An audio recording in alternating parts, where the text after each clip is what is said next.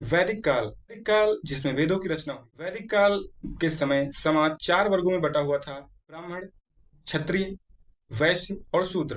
आपको बताऊं कि ये जो वर्ग बांटे गए, ये कर्मों के आधार पर बांटे गए थे कि जो जैसा कर्म करेगा उसकी वैसी जाति होगी, उसका ऐसा वर्ग होगा।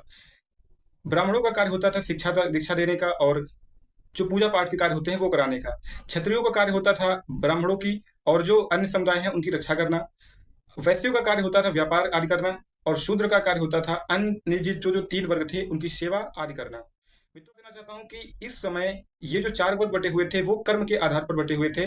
बट जो वैदिक काल का दूसरा पार्ट आता है, उत्तर वैदिक काल, जो इसकी टाइम ऑफ पीरियड होता है 1000 बीसी से 600 बीसी, उसमें कुछ चेंज हो जाता है और जो समाज था वो कर्म के आधार पर ना बट करके वो बटने लग जाता है आपका वंश के आधार पर।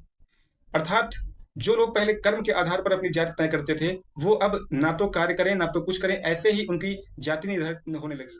जैसे जो ब्राह्मण का पुत्र होगा वो भी ब्राह्मण कहलाएगा, वो शिक्षा दीक्षा ग्रहण करे अन्यथा ना करे। तो ये जो बात हुई ये बहुत ही गलत हो गई और यही आज समाज में चलती चली आ रही है। पहले क्या था कि जो 2 वेदों का अध्ययन करेगा वो द्विवेदी कहलाएगा, जो त्रिवेदी होगा वो 3 वेदों का अध्ययन करता है, चतुर्वेदी 4 वेदों का अध्ययन करता है। परंतु आज की बात करें तो उन्हें वही नहीं पता है कि वेद ही क्या होते हैं और नाम रखा है चतुर्वेदी जी। तो इन्फॉर्मेशन आपको कैसी लगी और आप क्या सोचते हैं जाति और धर्म के बारे में? क्या आप भी कट्टर हैं? क्या आप भी समझते हैं इस बात को? इन्फॉर्मेशन अच्छी लगी हो तो वीडियो को शेयर जरूर करें। जय हिंद, जय भारत।